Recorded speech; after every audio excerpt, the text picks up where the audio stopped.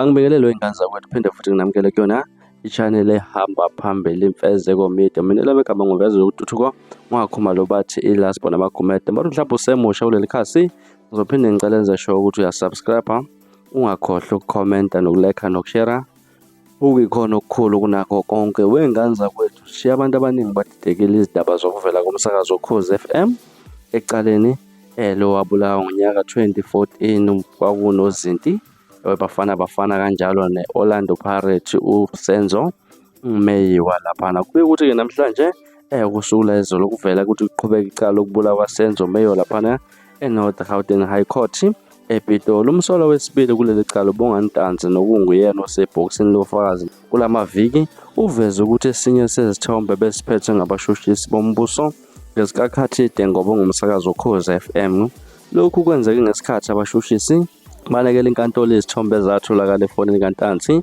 Ngokusho kwabashushisi, uBongantanzi wayehlala nefoni phakathi ejele nezithombe ezitholakala efonini yakhe, bathi-ke zashuthwa nguye uNtanzi esevele seboshiwe. uBongantanzi uyakuphika konke lokho, uthi yena amafoni akhe omabili athathwa ngamaphoyisa ngomhla ka-16 June ngonyaka 2020 ngesikhathi eboshwe. Uthi izithombe lezi okuthiwa wazishuthe ngaphakathi ejele ngo-October ngonyaka 2020, uthi yena lezo zithombe zashuthwa ngonyaka 2018, ezinye ngonyaka 2019, ezinye ngonyaka 2020 esemakhaya engakaboshwa nokubosha.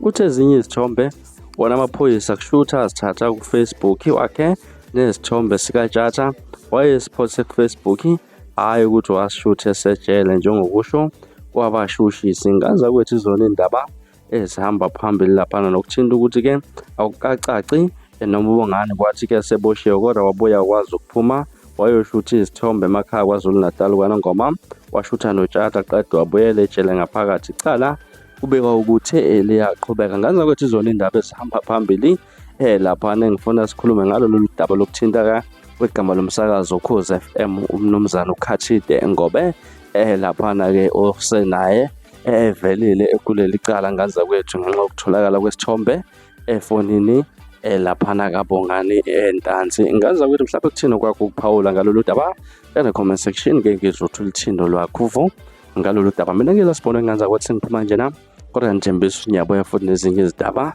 ezilandelayo kwividiyo elandelayo. Kwakho ukusubscribe, niziphathe kahle, nibe nosuku lomnandi, ngikuthanda kakhulu.